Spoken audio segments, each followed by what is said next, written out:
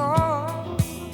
Я пою, и звезды лета светят мне даже днем, даже днем. Я так хочу, чтобы лето не кончалось, чтобы оно замолчало со мною вслед. Все. Так хочу, чтобы маленький и взрослый, удивительные звезды. Это Северодонецкий завод стеклопластик, и на нем, оказывается, производили кузова мелкосерийным способом для спортивных машин, которые участвовали в областных, в республиканских соревнованиях, ну типа Эстонии, которая была в Таллине, и вот в Северодонецке тоже.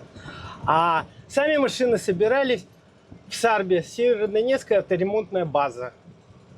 И вот благодаря сотрудничеству двух талантливейших людей, Юрий Андрос, который вот придумал дизайн этой шикарной машины, и не помню имя, Дьяченко, это был главный инженер уже Северодонецкой автобазы. И вот вот они придумали фактически вдвоем, стояли у истоков создания вот этой уникальной, очень красивой, уникальной для Советского Союза машины, которая просто своим дизайном очень сильно отличалась от всех других автомобилей отечественного автопрома. Вот. Кстати, у меня галстук, потому что возили же пионеров, которые вот только что у нас сейчас по мановению волшебной палочки исчезли. Почему, оказывается, машина эта оказалась среднемоторной компоновки? Да потому что люди-то делали спортивные автомобили. Те, кто проектировал этот автомобиль, они делали спортивные тачки. Поэтому вот она, среднемоторная компоновка. Вот он мотор. Он у нас тут. Благодаря этому опыту создания спортивных машин, мелкосерийных, односерийных, уникальных, вот они взяли и сделали этот микроавтобус, который активно использовался на различных предприятиях Украины. Год выпуска, столько же, сколько и мне, 67-й. Выглядит неплохо, практически новая, я бы сказал, вообще новая. Многолетний труд, эти сложнейшие переходы кузова, линий, это очень сложно. Как это все придумать, как это все нарисовать? Только просто подготовить кузов по покраске занимает многие месяцы. Кстати, почему автомобиль называется «Старт»? Как я уже говорил, это просто старт. На спортивных соревнованиях всегда дают отмашку «Старт». Поэтому те люди, которые ее проектировали, они до этого проектировали только спортивные машины. И поэтому не мудрство лукаво, они эту машину назвали «Старт».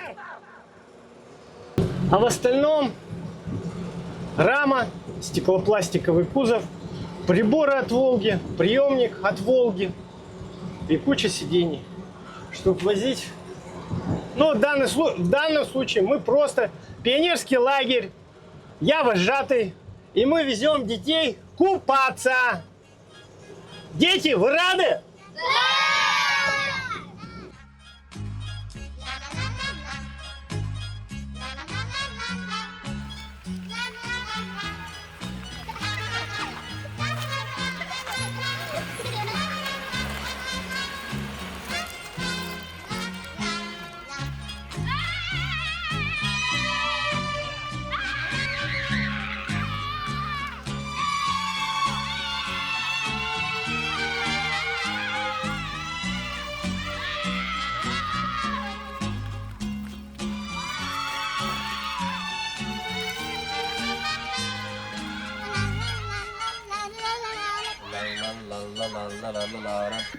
Вообще, на самом деле, для тех лет, когда она создавалась, 67-й, 68-й, это очень практичная машина. Огромный багажник.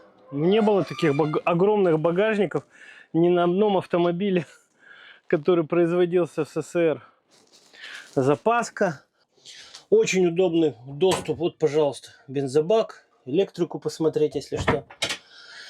Интересный момент.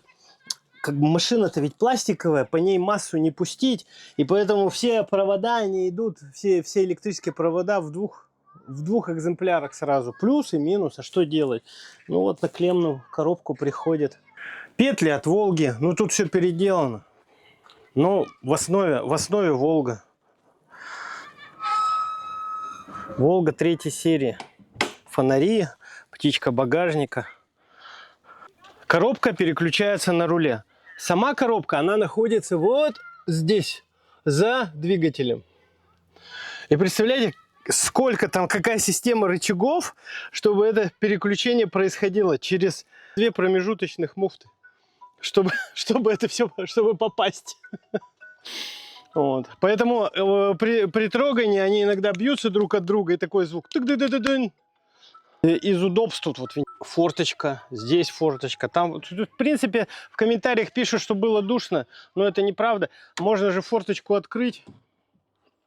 Переднее стекло полностью аналогично заднему стеклу.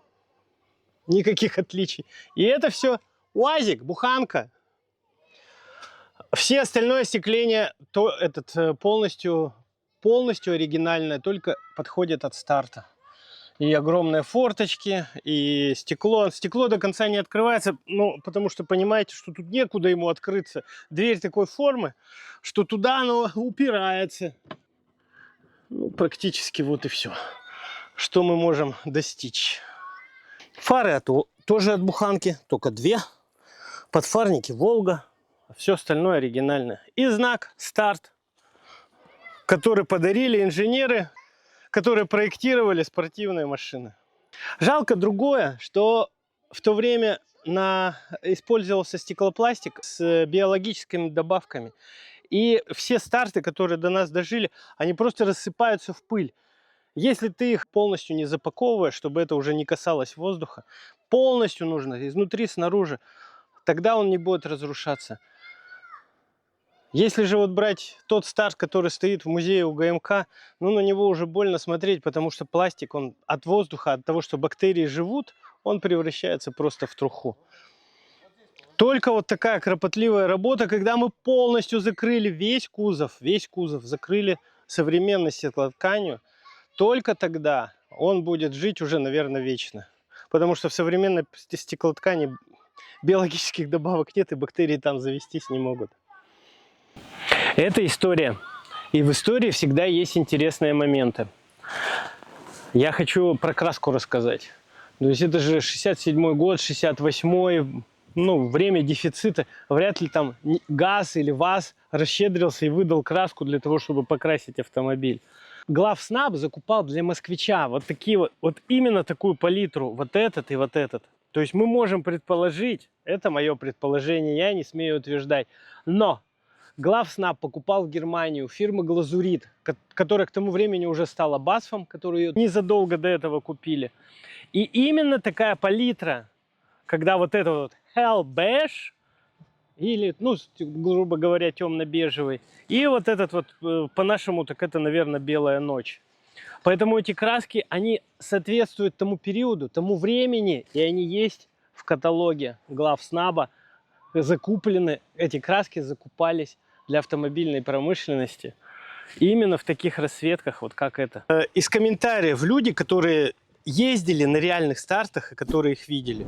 То есть у УПТК, Управление промышленно-технической комплектации, город Донецк, была такая машина. Полоцк, завод стекловолокно. В Макеевке, это ездил он в парке, который был без боковых стекол, у него еще было 2 прицепа. Из Янакиева ездил в Ялту такой автомобиль. И в Симферополе на заводе «Титан». Это то, что в комментариях люди пишут, когда они ездили прямо на таких реально машинах. Про органы управления, ну тут все оригинально. Даже вот передний делитель, за счет которого мы поворачиваем, он полностью оригинальный. Они сами его спроектировали, сами сделали. Педальный узел тоже оригинальный. Немножко про сиденье. У сидений регулировки нет никакой, абсолютно. Только вот стеклопластиковые ковши. Но опять же, мы же в основе имеем спортивный автомобиль. И в него вставлены 2 подушки. Более того, здесь профиль такой, что под попу здесь спрофилированы ковши. Ну, явно люди спортивные машины проектировали. Сзади на сиденье этот логотип. Северодонецкая авторемонтная база. САРП. Двигатель. Вот он, волговский мотор, но тут перекомпоновано все. Свой радиатор, он потолще, тоньше, потому что волговский сюда не входит. Свой воздушный фильтр, он по-другому крепится. Ну и, соответственно, все, что навесное, здесь переделано именно под старт. Все вроде Волга, но все свое. Крышка толстая, она не прыгает на кочках. Толстая и тяжелая, это, видимо, специально так было сделано. Ну, тут никаких замков не было предусмотрено. Зеркало заднего вида и противотуманные козырьки, они тоже взяты от Волги, но у них система крепления сделана, естественно, по-другому. Вентиляция, вот она, на лобовое стекло. Ну и печка. Печка только спереди, но, видимо, на Украине не было холодно, не предусматривали ее сильно-то, чтобы. Но она, в принципе, дует хорошо. Вот этот красивый лючок, это у нас аккумулятор. А вот здесь единственный бардачок, который есть в этой машине. Он под передним сиденьем. Ну вот и все. Все прелести автомобиля «Старт» я вам рассказал. Теперь только осталось полюбоваться, какой он красивый.